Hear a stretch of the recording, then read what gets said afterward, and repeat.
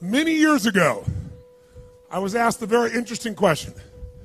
Somebody asked me a question, they raised their hand in a seminar and said, Tony, can you change people that don't want to change? Of course you can change people who don't want to change. All you need is the right kind of... If you have enough leverage where change becomes an absolute. Now for some people, leverage is not even the threat of their own life. Some people would rather die than have you tell them what to do. And so that's not the leverage. The leverage for them might be something for their children. Leverage for them might be spiritual growth. All of us have a leverage point. If you find the leverage, not the leverage you make someone do it, the leverage that will make them make themselves do it. We all have some place that'll get us to follow through. Now, if you get enough leverage and if you interrupt the pattern enough, how many of you ever had a pattern when you were a kid and you had like some obnoxious uncle or something and you were trying to be upset and they'd come like rub your damn head or something to make you crazy and you couldn't stay upset because they kept doing this to you? How many had this happen? Say aye. If you have enough leverage and you break someone's pattern enough times, a new pattern will show up. If you're conscious, you can create the new pattern. So the answer is yes. Now then the question would be, Tony, if all it takes is leverage, then why don't most people change? And I had a lot of answers for that, but that night, I'm a night person. That night, I'm wired up after a seminar. It's like 2 o'clock in the morning. It was December. And so I flip on the television in the back for some white noise, looking for CNN, and I come across the old Christmas classic, this Christmas Carol, right? A Dickens classic. And I see it in black and white, and I start watching the movie, and I'm remembering it from being a kid. And as I'm watching this thing, I see this man named Scrooge who clearly doesn't want to change. In fact, he's certain he doesn't need to change because what's happened is his life went through a lot of pain. And when he got pain, he looked for the source of that pain, and he said it was being close to people. So we decided is people equals pain. Remember the red squares we talked about? So now he wants to avoid people, and he's mean to people. Now, he's also very wealthy financially. He makes up this belief that because I'm mean and tough with people, I'm rich. The truth is he's financially rich. If you watch the movie, you read the story, when everybody else is gone, who's still working? He is. He's hardworking, he's thrifty, he's smart, he's intelligent, but he thinks he's rich because he's mean. So he doesn't want to lose being rich. He doesn't want to lose not being hurt. So he has a belief. Be mean to people and everything works out, even though he's miserable. Can we have beliefs that make no sense and yet still believe them? Yes or no? Sure, we just get wired. So I'm watching this guy. Now, the only way people change is if they associate either enough what? Pain, so they have to change, or they associate changing will equal enough what? And ideally, if you get both, you'll change. If you get, every moment I do this, the pain's getting more and more intense, there's a point where you must change. And if I change, I get all this pleasure, you're going to want to change. How many follow? But what equals pain and what equals pleasure is what you associate in your nervous system. So what happens is, the only way you create change is changing what you link pain and what you link pleasure to in your nervous system, not just in your head, in your gut. That's what controls you. Lots of times in your head, you know what you should do, but your gut takes over. Your fear, or your greed, or your desire, or your comfort, or whatever. Who knows what I'm talking about here? Say aye. But watch this. How many of you used to have a favorite dessert, or a food, or a form of alcohol that you really, really, really loved?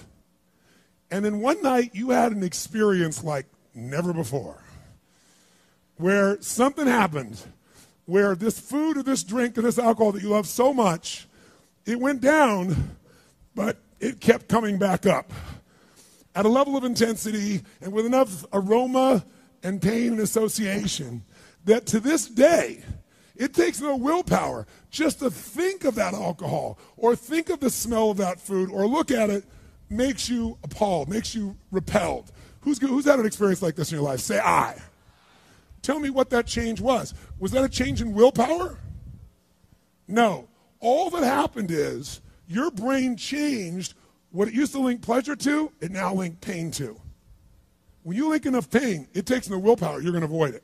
The problem is some of you are linking pain to things you need, like exercise, right? Or pain what you need, like a relationship, right? And it's the wrong association, but it's going to control your life. Your job is to change what you link pain and pleasure to. So that night, what was pleasure became pain, and now it takes no willpower, you just avoid it. So we call that changing what you associate to things in your nervous system, or for short, a neuroassociative change. In other words, changing in your nervous system, what you associate pain and pleasure to. So, by the way, in this Christmas Carol story, does this man Scrooge change his life? Yes or no? He didn't want to change. Does he change his life a little or completely? And by the way, how fast? An heartbeat, in one evening. How does it happen? 3 neuroassociative conditioning specialists show up at his house. Right? 3 ghosts show up, and what do? They get him to link a massive, unbearable amount of what? To all the things he did in the past around people. Then they go to everything he has in the present, pain, and everything in the future, pain, till there's so much, there was nowhere to escape. Here's the other reason why people don't change. Because right now, my relationship's in pain. But it was good in the past. So you escape having to change by remembering a good time. Or I might be coughing and having these problems with cigarettes right now, but you know what? George Burns lived to be 102. He smoked cigars, by the way, and he's 1 out of 10 billion people that pulled that off. But let's not confuse ourselves with ratios. So you make up what the future is. If your present is painful, you can escape to the past and get out of the pressure to change. How many follow this? Say I. Or you can escape to a future because no one knows what it is for sure and you can make it up. But if your brain links it's been painful in the what? Past, and it's even worse it'll change like that. Who here has ever stayed in a relationship that you knew was not right for you? It wasn't right for you, it wasn't right for them. Who has ever stayed in a relationship way too long? Who's done this before? Raise your hand. Say I. It wasn't good for you, it wasn't good for them, yet you stayed. Why? Why? Because even though it's painful in the present, what'd you do? You said, it'll get better over there in the future. Who finally changed? Who here finally changed that? Say I. How'd you do it? Your brain went, it's painful now, it was painful in the past, it's going to be worse in the future, that's it. That's what I call a Dickens pattern. When you lock in pain in all those places, there's no place to escape, so you change. It's like if you put a wall here, and a wall here, and we close them in on you, amazingly, you'll move forward. That's what we're talking about. Giving yourself leverage on yourself that way, not having someone else do it to you, you do it to yourself. That's when you got the power again. How many get it? Say I. This could be the greatest time you ever live if you control what you focus on, if you find a more empowering meaning, and if you decide to model the actions of those who succeeded before you. It can be the best financial time, the best emotional time, the best spiritual time of your life, but you better take control of your state. And if you think you're going to do it just by today, you're wrong. You're going to need to get yourself some rituals. Right now, every one of you in this room is controlled by your rituals. I don't just mean this one. I mean every morning you get up. I know your body. I can look at your body right now, and I can guess your rituals. Some of you, your rituals to work out 5 times a week, I can see it clearly. 4 to 6 times a week, it's obvious. Because you couldn't look like that if you didn't do that. Some form of workout. I don't care if it's walking, lifting, whatever. Some of you, it's obvious that lifting weights is part of it. You can see by that man's muscles. I know what his rituals are. Because your life comes from your rituals. If you don't develop the ritual, you're kidding yourself. How many agree with me on this? Raise your hand. Say I. And there are rituals that put you in state, and there are rituals that take you out of state. You have rituals in your relationship. You have rituals with your body. You have rituals around your finances. And the rituals that worked in the reaping time of fall in the markets and in business and in real estate, those rituals won't work now. If you do the right thing at the wrong time, you get pain. I'll say that again. If you do the right, you go, but Tony, I'm doing the right thing, but I'm not being rewarded. If you do the right thing at the wrong time, you don't get rewarded, you get pain. So you better do the right thing at the right time, and to do that, you better know what season you're in, and to do that, you better learn how to change your state. how to take control of your own conditioning. That's what I live for. Does this make sense to you, yes or no? Come on, guys, yes or no? So now it's time to train yourself to do that. I'll show you how fast it can change. Try this just for a second. I want to show you what you can do with just focus. Try this for a moment. I'm going to give you a test. Sit up in your chair with some energy. Make sure your buddy next to you is in a strong state. If otherwise, adjust their state. Come on, change their physiology, whatever they got to do. See if they're ticklish. That might help. Now do this. I want you to look around this room right now and find everything in this room that you can find that is brown as fast as you can. Look for brown, look for brown, look for brown, look for brown. Look around you, look for brown, look for brown, look for brown. Okay, close your eyes. I'm going to give you a test. With your eyes closed now, shout out loud everything you saw that was red. If you see a lot more brown right now than red, say yes. Open your eyes. Look for red now. I want you to really look for red. Look for red, look for red, look for red. Anything you can find that's red, look for red. All around you, look for red. Raise your hand if you found more red this time and say I. Why did you find more red this time? Because seek and you shall. That's right. Whatever you focus on, you're going to find it. In fact, let me tell you something. You'll even find it when it's not there. How many saw burgundy, called it red, just so you could have more things you counted? Raise your hand, say, aye, come on. See, whatever you're looking for, you're going to find. So if you want to change your life, my friends, you've got to change your physiology and you've got to change your focus. By the way, how fast can you change that stuff? How fast, my friends? How fast? How fast? Come on. In a heartbeat, once you rechange your conditioning. That's all you got to do. And you can do it fast. You can do it with a question or two. Try this right now. Answer this question in your mind and be honest. What in your life today, if you wanted to be, could you feel proud about right now? If you wanted to feel proud, if you didn't feel like, I shouldn't be proud, if you wanted to feel proud, what could you be proud of in your life today? Your children, your health, your body. Is there a problem you faced?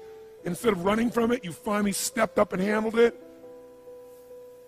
What could you feel proud of in your life today if you wanted to feel proud? How many can think of something? And when you think about this thing you're proud of, what about that makes you feel proud? What do you focus on that makes you feel proud? How do you breathe when you really start to feel proud? What's the kind of look on your face that starts to happen when you let yourself feel proud? Yeah. How's that feel?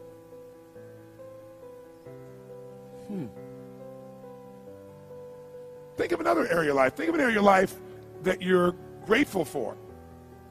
Or if you are not grateful, if you wanted to be grateful, what's an area you could feel grateful for? What could you feel grateful for if you really wanted to feel grateful? How many can think of something you could feel grateful for? Let me see your hands. And what about that are you grateful for? What do you focus on that makes you feel grateful? How does it feel when you're really, truly feeling filled with gratitude?